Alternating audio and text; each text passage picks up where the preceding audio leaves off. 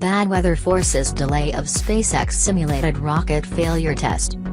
Kate Canaveral, Reuters. Bad weather forced Elon Musk's SpaceX to delay until Sunday a test in which it will destroy one of its own rockets in a trial of a crucial emergency abort system on an unmanned astronaut capsule.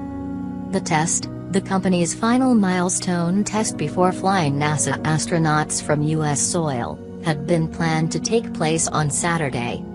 SpaceX said in a Twitter post here it was standing down from the Crew Dragon capsule test because of high winds and rough seas in the recovery area. It was now looking at carrying out the test on Sunday, with a 6-hour test window starting at 8 a.m. ET, 1300 GMT.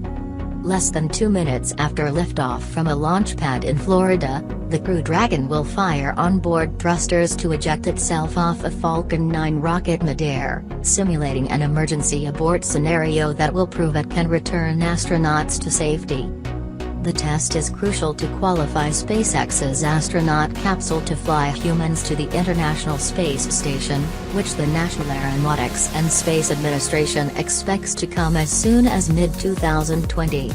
It follows years of development and delays as the United States has sought to revive its human spaceflight program through private partnerships.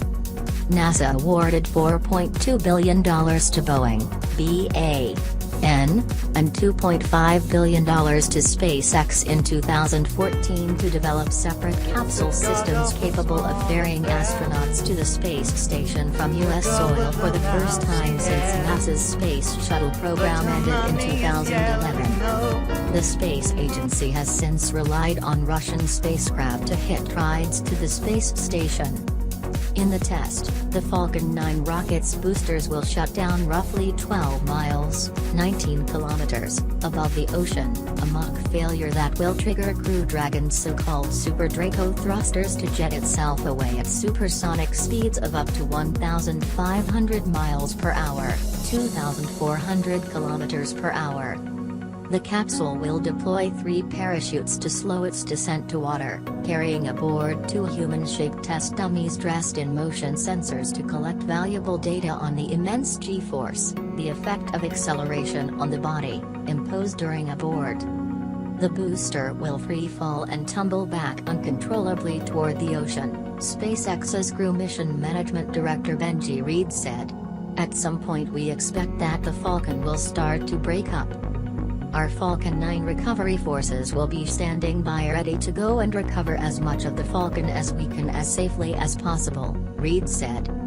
The in-flight abort test was originally scheduled to take place in mid-2019, but the timeline was delayed by 9 months after one of SpaceX's Crew Dragon capsules exploded in April on a test stand just before firing its launch abort thrusters, triggering a lengthy investigation.